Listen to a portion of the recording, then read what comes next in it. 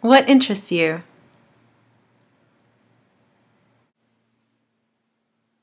Monologues from Ever Before Me.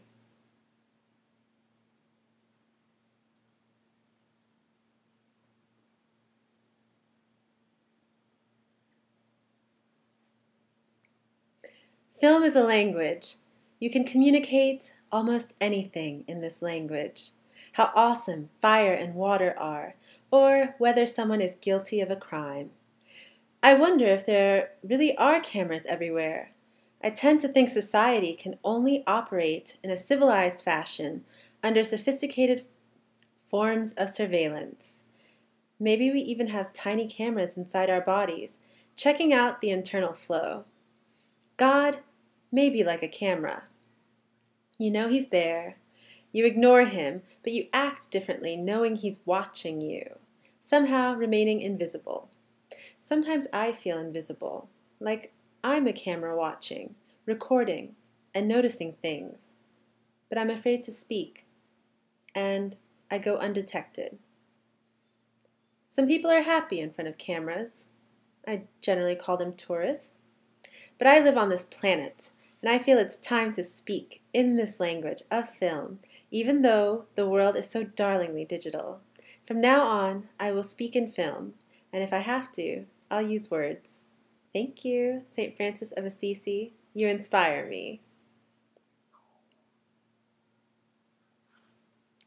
Dancing is like thinking out loud. You are bound to connect things that otherwise would have been undiscovered.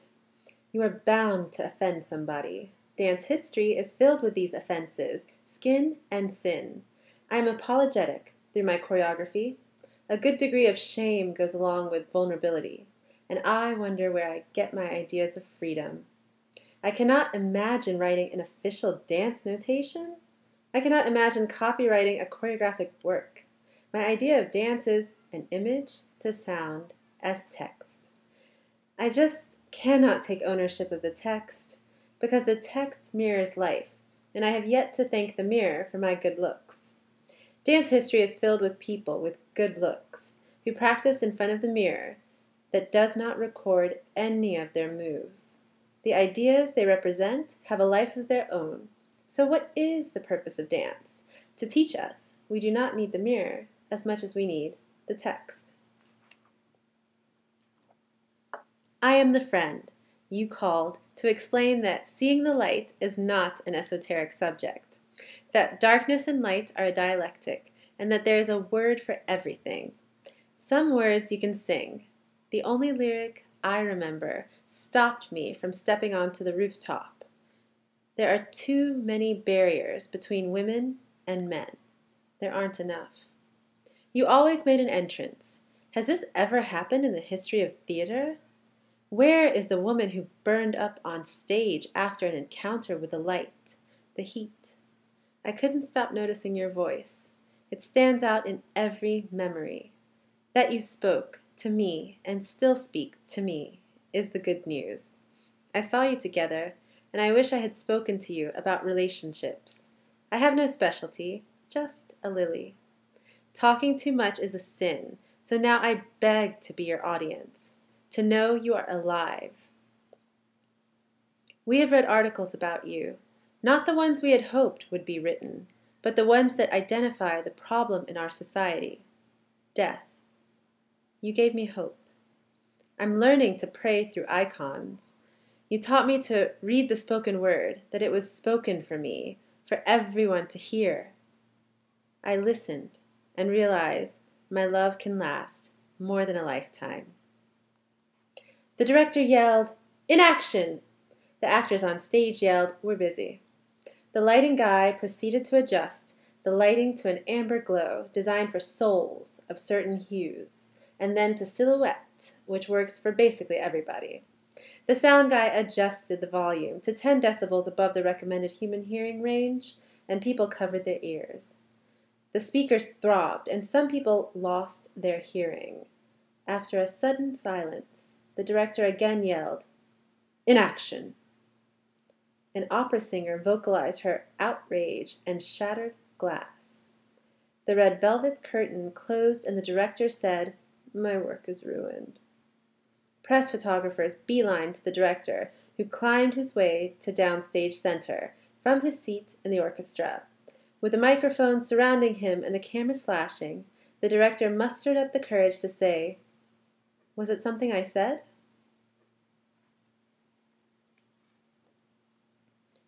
Building this house, brick by brick, I glue words together, cemented in context, inhabiting this space designed with living stones. I search each corner for clues as to where I can find you. You are hidden from me and have been since the birth of time. Separation from you is painful, but no man can see you and live. I choose life among desert sands.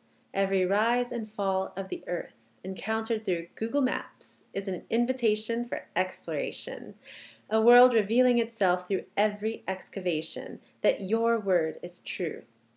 Every breath in me is elevated and repeated. My wandering heart is held fast in your hands. The fall has been repeated. Pole vaulting mountains, I land victorious on my feet, in each valley running to my next Olympic event. I look outside at the cut grass, at the mailbox, at the street paved, and I know I have been saved. In the winter, I notice some trees still have leaves of vibrant green, and other trees bereft of foliage are rather naked. Each tree has a name, but I have not taken the time to get to know their proper names. I just recognize their type. I've held their broken branches and contemplated their silence through changing seasons. Then I remember I have plenty. I'm in my father's house. He would disown me if I hugged a tree. I come from planet Earth, but I'm distanced from it all. My footprints are on the moon, the sun is in my eyes, and traipsing each new planet for signs of intelligent life is my calling. To exude knowledge, coupled with compassion, is my dream. Every teacher, every song is a mercy. I recreate myself in the image of a man who died on a tree. His blood is within me. These words pour out of me in a psalm of descent. I'm lifted up, bowed low, and I hear the sound of rushing waters. Is that your voice? I hurry to meet you. Yes, you've changed. Through dark passages of Scripture, we exchanged difficult words and old worries. The light in your eyes is still the same. It still pierces my soul. So it was you at my window. I see that smile, a little bleak. And I'm afraid to speak. There aren't respectable places to meet people anymore. Cafes are passé. Theaters are dark. And who meets the love of their life at the movies? At church, I have my eyes closed. Half the time, most often in prayer. I was once comfortable going to coffee houses, theaters, films, and houses of worship alone. But leaving alone feels soulless. You should at least make a friend. Oh, my situation is dark, bleak, hopeless. Online? With all that traffic? How do you know the other person is being faithful and honest? Do you look into their eyes via Skype? I do not trust the internet, Sam. I am not in a house, not with a mouse. Dating isn't dating anymore. It is no longer living out an original text. It is reading commentary about an original text. There is no us to embody. Everything is from a remote location. It is commentary about society, about the war, about our planet, but it is not dating. Maybe I should pursue courtship. Courtship is different than dating, okay? You have made your point. I am interested in creating a future with someone, but I am a prisoner of past mistakes. I am not invested enough. I am divesting from this institution called dating and investing in this institution called marriage. Not all marriages last? This is absurd. I am giving up on everything that does not live up to the ideal. Ideal first, then reality. I want to wake up next to somebody and cook breakfast together and pay a mortgage together. and whisper words of forever. Are you that somebody? My love affair with yoga. Wrestling with conflicted emotions on a yoga mat of complete indifference. I changed my name, my physical address, my URL, and my password. Assuming chair pose, I focused on my facial expressions. His standing forward bend was no match for my downward-facing dog, pleading in child's pose. He couldn't see my forearm plank. He emerged in a tripod, headstand, and my empty-handed locust pose transformed into bow. Then I entered into child's pose, confident I had left his world upside down. In abandoning yoga, I had transformed myself, and through my conversation with a friend, the one Rumi described so well, I discovered it's true. All humans contain 70% H2O, but some are still, while others sparkle. Exposing the truth. I walked out of the library with the Hebrew Bible in my right hand. I opened to Exodus and studied Torah. As I exited the library building, the sun was shining. My gait was hurried because I wanted to study alone. I wanted to reach my destination without interruption. My eyes did not land on the beautiful trees or the gorgeous flowers in the courtyard that over time I had already committed to memory. My heart was intent. Not even a songbird could distract me from my heart's meditation. Then I paused, as each Hebrew letter disappeared. I cried out to God for an explanation, but the English translation deleted itself, too, and at this point, my memory failed me. I could not remember what existed on those pages. That's why I'm here, Rabbi. I want the truth. Am I still alive? Am I still a slave? Acting is like water. Acting is an ability that reminds me of the properties of water. It moves fluidly, freezes up, and is intoxicating like wine. It comes naturally, but we bottle it up. It's hot, it's cold, and if we're neglectful, it's lukewarm. This water is within us, a great part of us, and still sometimes we're dried up. Through acting, we can see a reflection of ourselves or our times. But who is going to look if we, actors, don't look inside ourselves or around ourselves for a clearer picture of how we want to act on the world stage throughout the stages of our life? Fill life to the brim or overflowing, said Anne Frank, in the words of the luminescent Anne Frank. Remember, life is the container God put us in. It has volume. It takes up space. It matters. Yet one day, if the light strikes just right, we evaporate and take our last breath. And when you die, you'll become an artifact, a museum piece with many stories attached, even if you are a cremation. Ashes to ashes, dust to dust.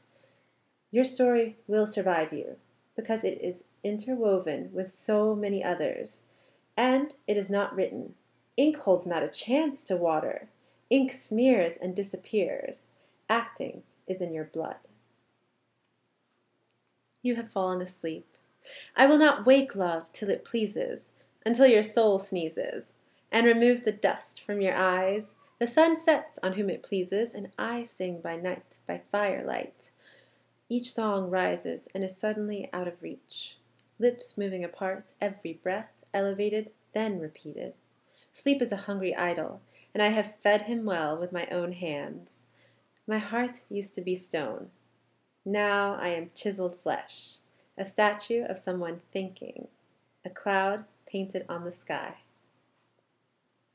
I imagine intricate patterns of footprints, a union of mud, and water, a splash of color from a rose, hurt yet dignified, like a sensual glance. After a kiss on the lapel of a tuxedo, dancing in the middle of a storm, chandeliers swaying, glasses shattering, tables tumbling as tornadoes stir up a plot. And his touch? Well, he won't let go. From ocean to shore, we are castaways running along sands to penetrate the mystery of an island. That was last night. My hair washed and dried, lips pouting, not with a cigarette, instead an overworked toothbrush, every angle met with quaking resistance. There is time to complete the morning rituals, and then wake up with scents and smells of my tea steam rising, and his sweat, soccer moves played against a roving dog, my taste of peppermint indoors, his length of time outdoors, with a promise rising from the earth like a volcanic mist, and his kiss is like dew. Our bodies, a union of blood and water, at best literary for him, for me real than imagined. Each faith has its punctuation, and I am told mine never ends.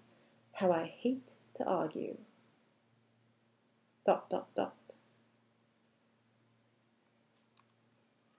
You have great ruins, paintings and architecture, languages, histories, work, passions, and yoga positions. I'm embedded in those great traditions. They are a part of me, and it takes all of my faculties to walk away from the mirror. It does not belong to me. It was a silly idea, if you have people you can trust. I will tell you when you have food stuck between your teeth, teach you to speak like a cat and bend at the knee. I am partially a journey up a mountain, a walk between thin trees, and still there is no breath in me. I open the door and fall to the floor, wound up tight in your description.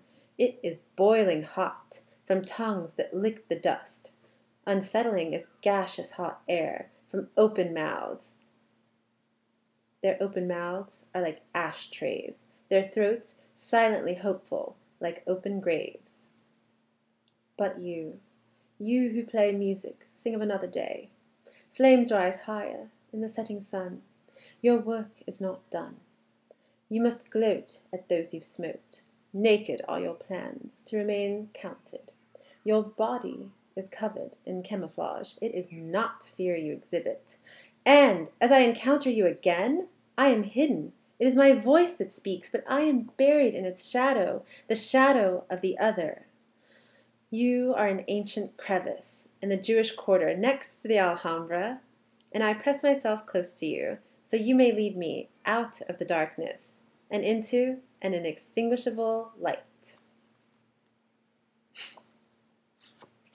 Da da da! Thank you. They call it the rising sun.